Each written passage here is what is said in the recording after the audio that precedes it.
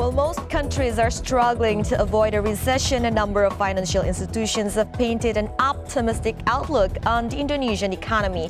With its strong economic fundamentals, they believe Indonesia could even become the bright spot in Asia amid the uncertainties in the global economy.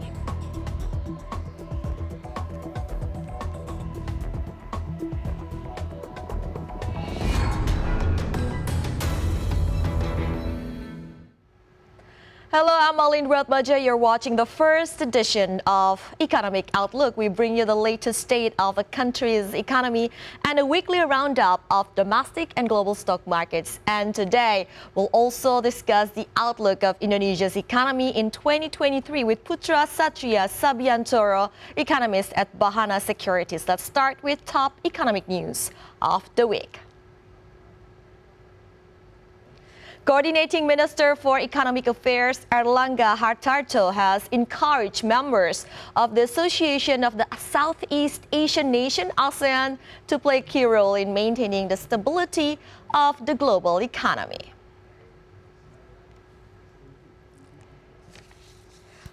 Coordinating Minister for Economic Affairs of the Republic of Indonesia, Airlangga Hartarto, said as the chairman of ASEAN this year, Indonesia would continue to encourage other ASEAN's members to become the anchor in maintaining the stability of the global economy.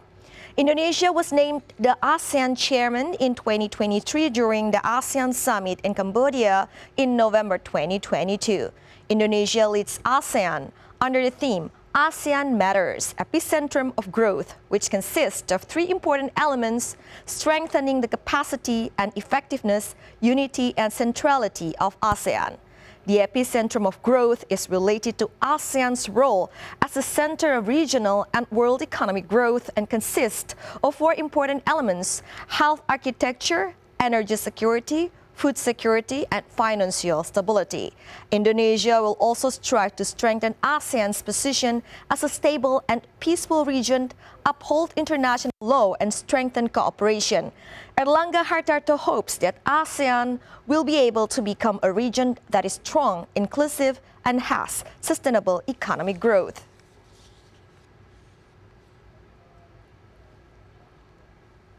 The state revenues in the 2022 state budget has exceeded the government's target partly due to an increase in tax income, which rose significantly on the back of high commodity prices.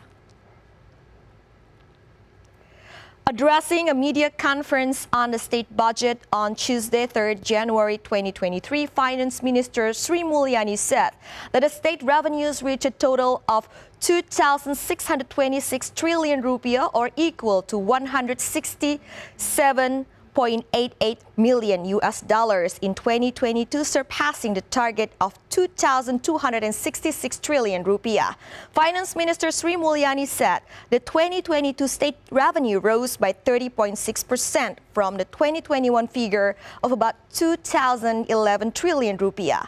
The state revenue surpassed the target due to the country's strong economic recovery and high commodity prices. Of the total revenue, Sri Mulyani said 2,034.5 trillion rupiah came from the tax receipt, and the amount exceeded by 14% of the target of 1,785 trillion rupiah. The 2022 tax revenue increased by 31% from the 2021 figure of 1,547.8 trillion rupiah.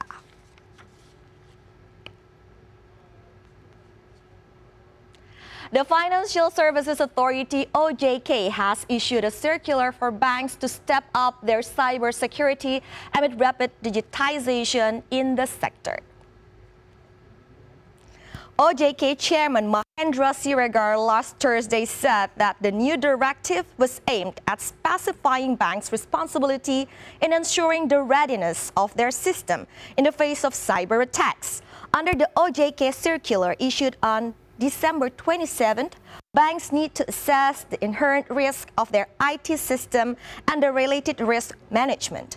Commercial lenders also need to assess the maturity of their cybersecurity and form a dedicated team on cybersecurity and resiliency.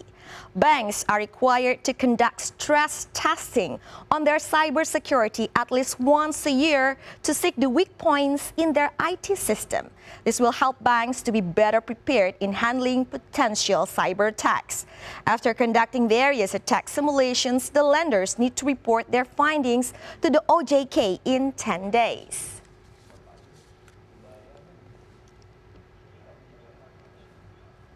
Indonesia's flag carrier Garuda Indonesia plans to operate as many as 124 airplanes in 2023 to take the advantage of the rising travel demands and the removal of the public mobility restrictions.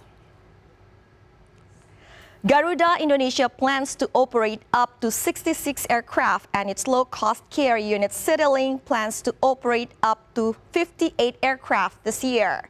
The COVID-19 restrictions imposed during the peak of the pandemic had forced the airline operator to slash its fleets in the past 2 years.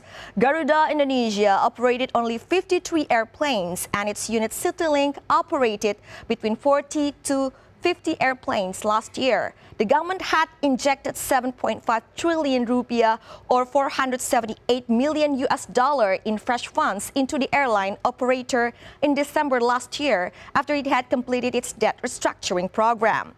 Air travel is expected to increase this year. The number of air passengers reached 3.2 million people at the end of last year. The air travel is expected to increase this year and the years ahead as more foreign tourists are expected to visit Indonesia.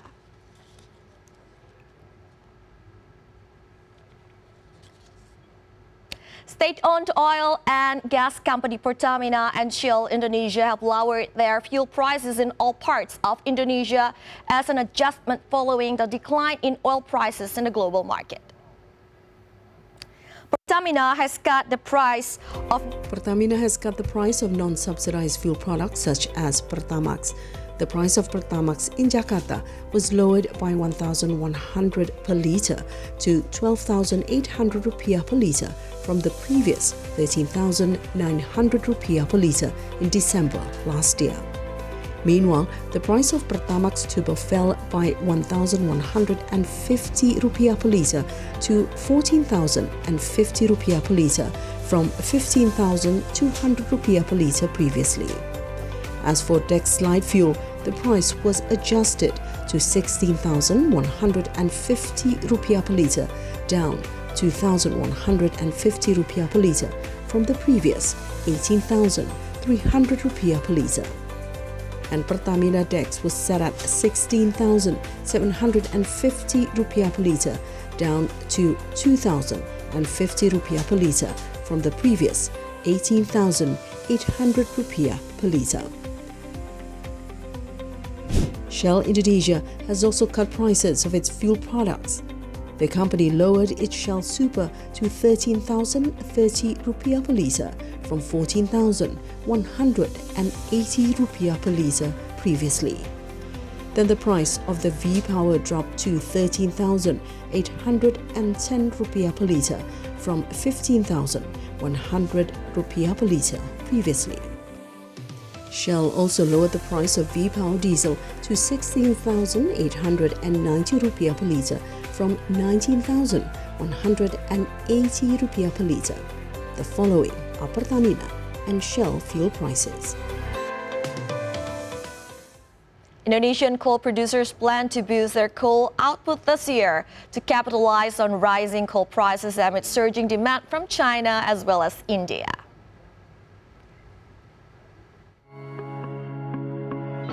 PT Bumi Resources, the country's largest thermal coal producer, expects to produce 85 million tons this year, a 15% increase from an estimated of 74 million tons of coal produced in 2022, Dilip Srivastava, a director of Bumi Resources, said, as reported by Kontan on Thursday.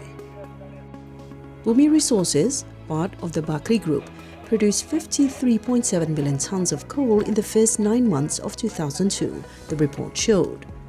Bumi Resources Srivastava said the company was still finalizing total coal output for this year. Rainfall would affect the company's total coal output this year, Kontan reported. Meanwhile, the local media report said that PT Bukit Asam, the state-owned coal producer, planned to produce 37 million tons of coal in 2022, an increase from 13 million tons in 2021. While publicly listed, PT Adaro Energi, a private coal producer, would boost its coal output to 60 million tons next year. The other private Indonesian coal producers like PT Golden Eagle Energy was eyeing an increase in coal out this year, Kontan reported without providing any details. The company was expected to produce 3 million tons of coal in 2022. The company had produced 2.04 million tons of coal in the first 9 months of 2022. Indonesian coal production was expected to grow 2.6% annually to 629.9 million tons in 2022, according to various media reports.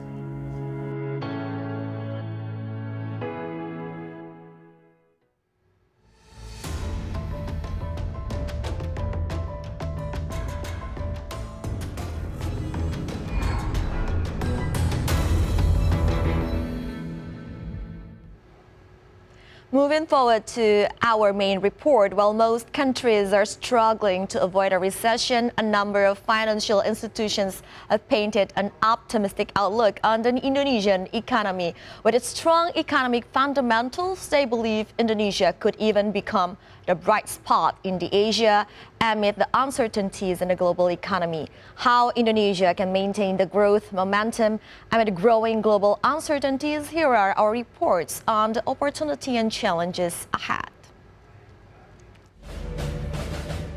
In his address during the ceremony to mark the start of the stock trading on the Indonesian Stock Exchange, or IDX, on January the 2nd, President Joko Widodo expressed his optimism that the Indonesian economy would continue to grow despite the growing uncertainties in the global economy.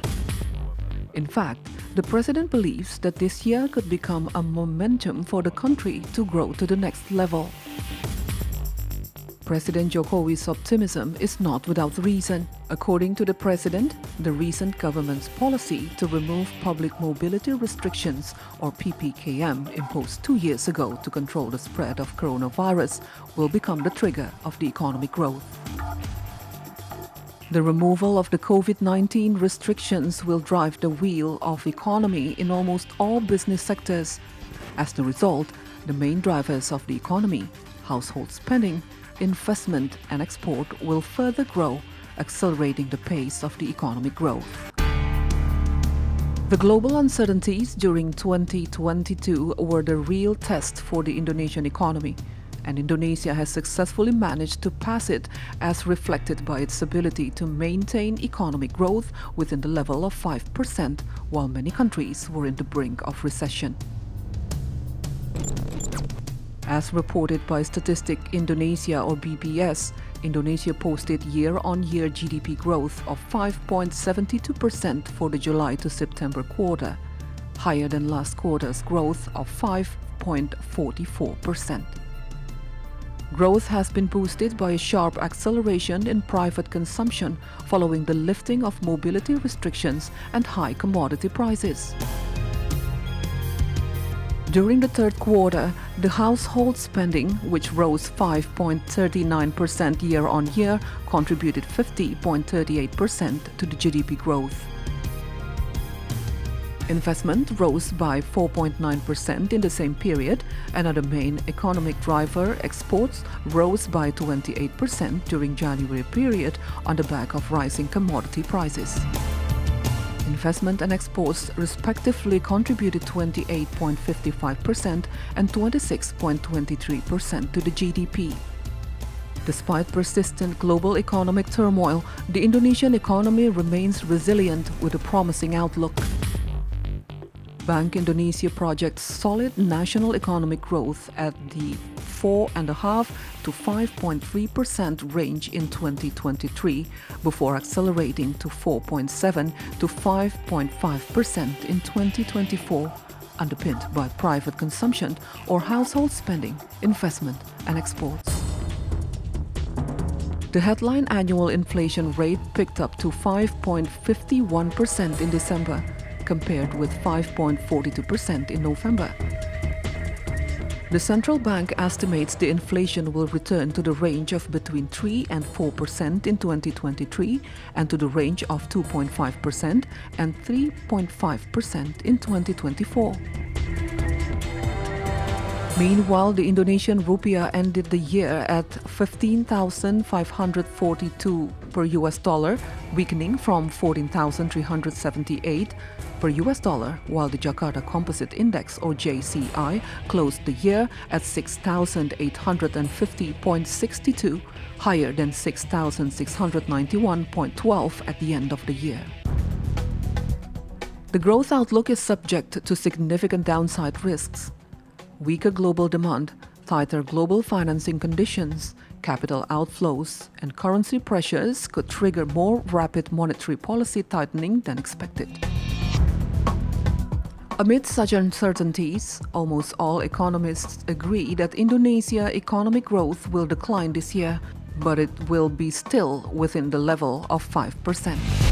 However, the growth scenario will change if the global economic slowdown continues and there is the resurgence of the COVID-19 following the removal of people's mobility restrictions. The government's policy to remove the COVID-19 restrictions could be the key to drive the wheels of the economy at full speed. However, we must remain vigilant against the re-emergence of the coronavirus, bearing in mind that Indonesia will also allow tourists from China to return to Indonesia this year. In 2022, Indonesia has been pretty resilient amidst global uncertainties as well as recession fears. What are the challenges and opportunities for Indonesia's economy in 2023? We will discuss it with PUTERA SATRIA SAMBIJANTORO, economist at BAHANA Securities. Welcome to the show, SATRIA. Yes, good afternoon. Good afternoon. Yes. It's good for us to have you here. So, Satria, we know that the Indonesian economy relatively performed well last year. True. We are pretty resilient despite uncertainties in the global economy. Can you share your views on the country's economic performance during 2022? Yes, to look back, the Indonesian economy has actually held up very, very well. You might have already mentioned that our economy expanded by more than 5%. So our GDP on nominal basis has already expanded compared to pre-COVID level. Well, our rupiah, though depreciating by close to 8%, actually performed like very, very well, because you see that in the region, currencies such as the Japanese yen, Thailand baht, and South Korean won have all depreciated by more than 20%. So this is a very, very respectable performance. In terms of the inflation, our economy only saw a peak inflation of 5.9%. Despite the government hiking the fuel prices by 40%, you actually saw that many countries, such as like Brazil, even the UK, the US, saw their inflation rates increasing by more than 9 to 12%. So to look back, it's a very, very impressive year for the Indonesian economy. So we are pretty good in maintaining our stability amid high inflation and also some challenges in the global economy. The high inflation, we know that this has been the story of last year as well as this year, and the Russian and Ukraine war will likely to continue to undermine the global economy this year. How such global uncertainties do you think will affect the Indonesian economy, Satria? Yes, so the good thing about the Indonesian economy is we actually produce many of the commodities that are now like being fought over by many countries. That's why we are quite insulated by this global stagflation phenomenon. You see that in like Germany and like Europe, they saw their inflation spiking up to more than 10% because they don't have the coal. They have to import the coal. They have to import the palm oil, which are now like skyrocketing in terms of the prices. So you see that the Indonesian economy is quite insulated from this global inflation fears. I will say that well, our economy in terms of the inflation could continue to outperform for like this year. And I give you like one example. In the U.S., the U.S. Federal Reserve has already increased their interest rates by more than 400 basis points. In Indonesia, Bank Indonesia increased by no more than 200 basis points. This allow like some room for the Indonesian economic policymakers to focus on growth in terms of the killing the economy based on like to counter the inflationary pressures. I think it shows somehow Indonesia's confidence as well. Yes, I would say that, yes. And that's why we hosted the G20 successfully. You know, we kind of like successfully showcased our Indonesian economic achievements to like many leaders around the world. Yeah, we did it pretty good. And this year's ASEAN, we host the ASEAN, we are the chairman. And most economists believe Indonesia will unlikely fall into recession. We've been talking about recession fears, all this time. And then, but the economic growth will decline from last year's level. What is your projection in our state budget? Our government set 5.2. Do you think that we can achieve that 5.2% in GDP growth? Yeah, I think our base case, our base assumption for GDP growth for like this year is in the range of 4.5 to 4.8%. Well, you might see, or like you might notice some kind of like a slowdown, but this kind of a respectable achievement amidst all of the global slowdown and the weakening external demand. We forecast a sub 5% of economic growth, mostly because of the investments. Because investments, historically speaking, always decline quite sharply 1 year prior to election day. We are poised to hold the simultaneous elections in like 2024. That's why we are expecting some kind of like a slowdown in terms of the investments. That's why the Indonesian government has recently released the regulation in law, or like Perpu, related to the omnibus law. This is my guess would be like the government is pretty much aware that they are expected to see some kind of like a slowdown in terms of the investments. However, our domestic consumption, which account for 55% of our GDP, is still expected to see some of the very impressive growth performance. We are expecting the consumption to grow by more than 5.5% for like this year. Okay, so you are still very optimistic about our strong consumptions that is, one of the main ingredient in our GDP. So talking about the political year again, like, do you think like how it will affect our economy? We've been talking about the investment side, but the consumption side, do you think it is positive, or maybe you can explore more on that? Yes, so it's good that you raised this issue because normally during election year, of course, we are expected to see some of the slowdown in the investments. However, to compensate with that, we are forecasting very, very like strong growth in terms of the household consumption, mostly because of the election budget. Yes. You know, we are expected to spend more than 100 trillion rupiah in terms of the election budget, going to the local level, going to the presidential levels. This means that our election budget for next year is actually bigger than all of our previous 4 elections combined. Wow. So this means that we are expected to see some kind of like uplift in terms of the social assistance funds. We are expected to see some of the like election-related spending heating up.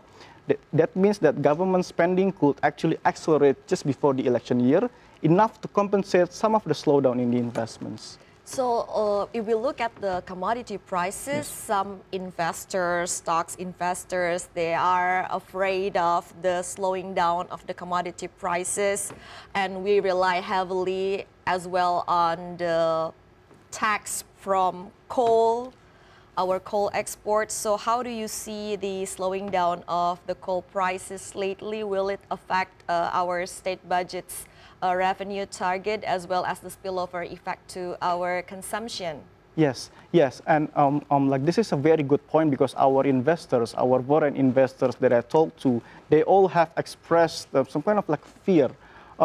Hey, Indonesia export mostly commodities. So what is going to happen if the commodity prices saw some kind of like pullback for like this year, right? But however, I would say that it's not a problem at all because like our model shows that even if we see the prices of like palm oil or like coal and nickel, which together these three accounts for like 30% of of our exports, if those prices decline by minus 10%, or like if at least like stable, our tax revenues could still exceed expectations. And we are also expecting some kind of like a spillovers, because if you remember correctly, like last year the palm oil prices jumped twofold. That means that the farmers in like Sumatra, they are expected to spend more. So we are expecting some kind of like a lagging impact to household consumption for like this year from the elevated commodity prices last year. Very interesting, Satria. And let's talk back about, let's talk about the global uncertainties again. And then what, in your opinion, what are other challenges of the Indonesian economy this year? Yes, I would say that Indonesia should not be complacent about this very good economic performance. I would say that Bank Indonesia still needs to hike more, because the wide interest rate differentials has actually discouraged the exporters of palm oil or like coal to save the dollars inside the Indonesian economy. That's like the first. The second is like, I think because like 55% of our Indonesian GDP comprised of consumption, I think we still need to stabilize the prices, because like people can consume if they know that the prices of the food commodities are stable. Lately, over the past 2 months, we have already seen some kind of like uptick in the rice prices, and the government has discussed measure to carry out rice imports. This is very important because like to control the household consumption, we need to control the inflationary pressure. So to keep the economic momentum going, I would say that like keeping inflation in the manageable levels should be the government's top priority. So regarding this, how likely do you think a government will cut the subsidized fuel prices? Yes, well, this is a very interesting question, because you know, the oil price has actually declined by close to 20% since Pertamina decided to hike fuel prices, right? But I would say that in terms of the oil market, we have like a 4, 5 to 10 years of underinvestments. That means that we are likely to see less supply of oil going forward. That means that the oil prices are expected to continue to be elevated, and I think it will be more prudent for the energy ministry to just keep the fuel prices stable. Like the second point that I would like to highlight is we should be wary about the Ukraine and Russia crisis to actually escalate, and this could actually negatively impact the like commodity prices, including oil. Well, actually, our oil price assumption for like this year remains at more or less $90 per barrel. So I think we should still be cautiously looking at every aspect of this. Thank you. Yes, and also like don't forget that China now is reopening their economy, right? And the Chinese tourists will like travel like overseas would require oil, and this is expected to prop up demand for the oil going forward. Yes, that's a probability that the demand will increase as well as China reopens its economy. Talking about this, a new wave of COVID-19, we also heard the news in China, the cases are rising, and in Indonesia, we should be more careful as well. Even though the government has removed the mobility restrictions, do you think how should the government deal with this risky situation? How can we handle it cautiously? Yes, I would say that in terms of the trade-off between health and the economy, of course, as an economist, I would encourage the government to like prioritize the economy. I think over the past 2 years, we have already saw like some strict restrictions in place in Indonesia. I will say that for this year, the government is in the momentum to actually choose economy over healthcare. I would say that the risk is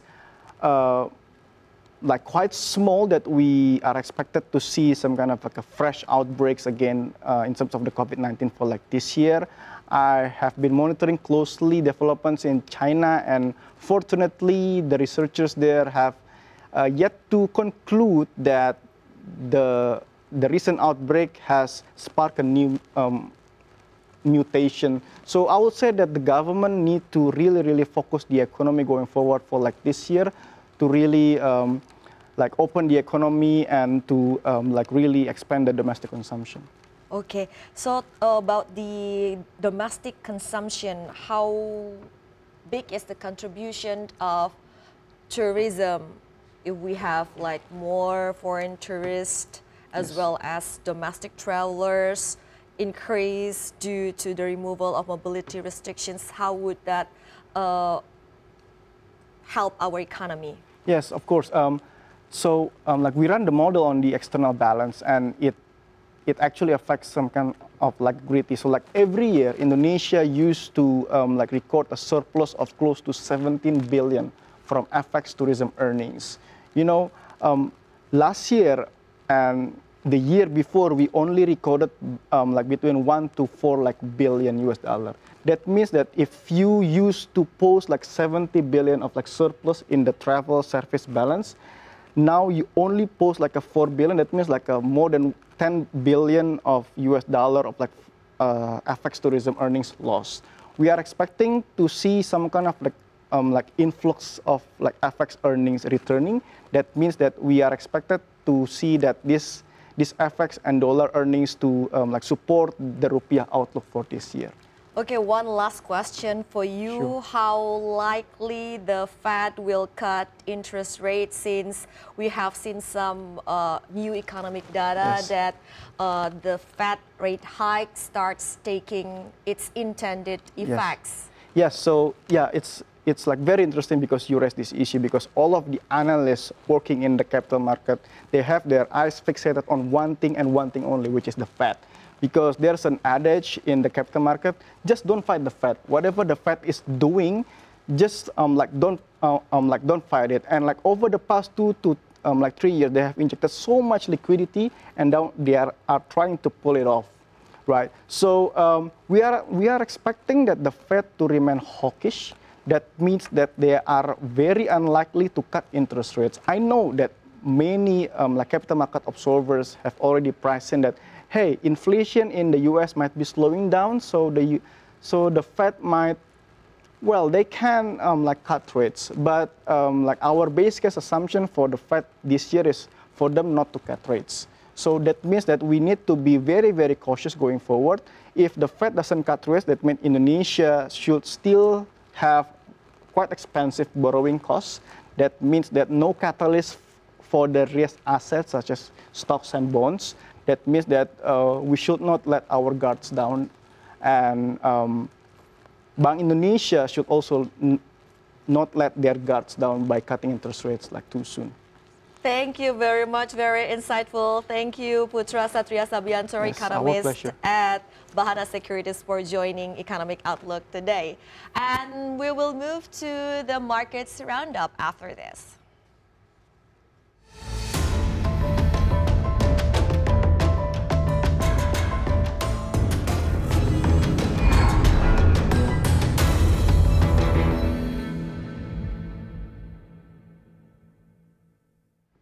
U.S. stocks markets managed to start the first week of 2023 in positive territory, prompted by Friday's rally. U.S. stocks had its first rally this year, supported by the new economic data. Dow Jones surged 1.5% in the first week of 2023. S&P 500 also closed the week higher by 1.5%. The Nasdaq posted 1% weekly gain. December non-farm payrolls report showed that the U.S. economy added 223,000 jobs last month, higher than expected. However, the slowing wage growth, 0.3% slower than anticipated, helped ignite a stock market rally because it's signaling that the Fed's tightening starts taking its intended effects. Investors bet the Fed would not need to be as aggressive with its tightening policy in the end. Other than that, U.S. stocks further buoyed by a sharp drop in services activity. The ISM's non-manufacturing purchasing managers index PMI fell to 49.6% in December 2022, below the Dow Jones estimate for a 55.1 reading. It's a sign that the Fed's rate hikes may be working to slow the economy. However, Goldman Sachs reminds investors not to get too excited about the first week of 2023. Goldman Sachs mentioned about unusual combination of slow growth, high inflation, and elevated stock market valuation that is likely to make for an uneven trading landscape in the year ahead.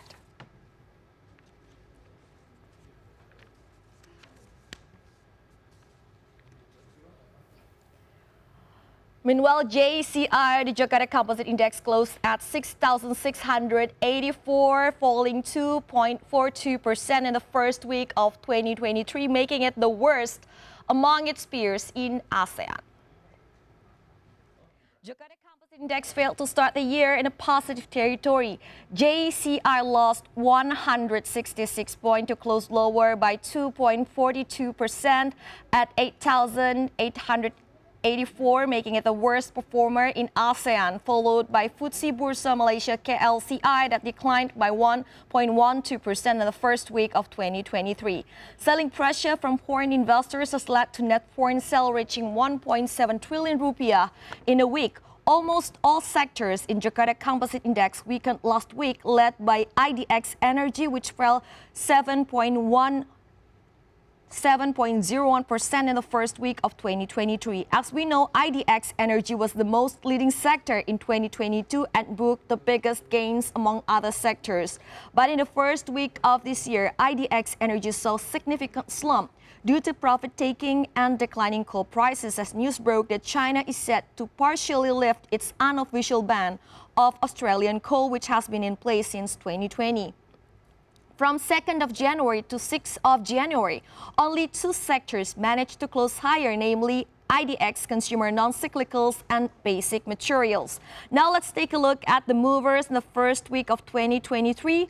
GoTo, Gojek, Tokopedia closed higher by 4.4% in the first week of January at 95. Retailer AMRT Sumber Alvaria Trijaya advanced by 5.7% in a week at 2,800. CPIN Charon Pokpan Indonesia rose 6.2% in the first week of 2023 at 6,000. MDKA Merdeka Copper Gold booked 4.1% weekly gains at 4,290. And here are top laggards in the first week of January, which dragged Jakarta Composite Index down. BBRI Bank Rakyat Indonesia closed 6.5% lower in the beginning of this year at 4,620. Adaro Energy ADRO plunged 18.4% in the first week of January to 3,140. Bank Central Asia BBCA down 2.9% in a week to 8,300. Astra International dropped by 4.4% in a week to close at 5,450. Four companies became the first to be listed on Indonesia's Stocks Exchange in 2023. They are Jobubu Jarum Minahasa, Beer, Mitra Tirta Buana, Seoul, Data Sinergita Majaya, Elite, and Citra Buana Prasida, CBPE.